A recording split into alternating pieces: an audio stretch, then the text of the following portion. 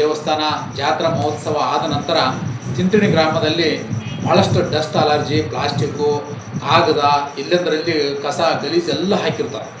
ಮತ್ತು ಕೃಷ್ಣಾ ನದಿಯ ದಂಡೆ ಹತ್ತಿರ ನೋಡೋಕ್ಕೆ ಸಾಧ್ಯನಿಲ್ಲ, ಆ ರೀತಿಯಾಗಿ ಗಲೀಜಾಗಿರ್ತದೆ.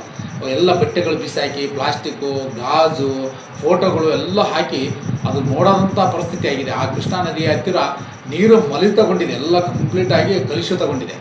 ಆ ನೀರು ಕುಡಿಯೋಕ್ಕೂ ಕೂಡ ಯೋಗ್ಯ ಇಲ್ಲ, ಸ್ನಾನ ಮಾಡೋಕ್ಕೂ ಸಹಿತ ಆಗ್ತಾ ಇಲ್ಲ. ನದಿ ದಂಡೆ ಹತ್ತಿರ ಎಲ್ಲಿ ಹೋದರೂ ಕೂಡ ಮಲ ಮೂತ್ರ ಮಾಡಿ ಅಷ್ಟು ಗಲೀಜು ಮಾಡಿದ್ದಾರೆ.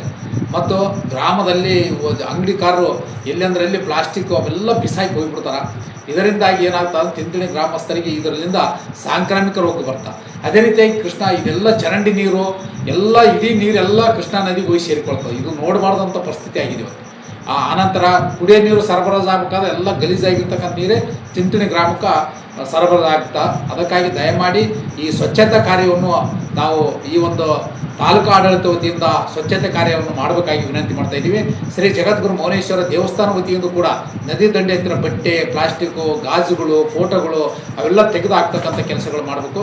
ಇಂಥ ಕಡೆ ತಾಲೂಕು ಆಡಳಿತ, ಜಿಲ್ಲಾಡಳಿತ ಈ ಗ್ರಾಮಕ್ಕೆ ಸಾಂಕ್ರಾಮಿಕ ರೋಗ ಬರೋಕ್ಕಿಂತ ಮೊದಲ ತಕ್ಷಣ ಇದನ್ನು ತೆರವುಗೊಳಿಸಿ ಸ್ವಚ್ಛತೆ ಕಾರ್ಯವನ್ನು ಕೈಗೊಳ್ಳಬೇಕಂತ ನಾನು ಆಗ್ರಹ ಮಾಡ್ತಾ ಇದ್ದೀನಿ.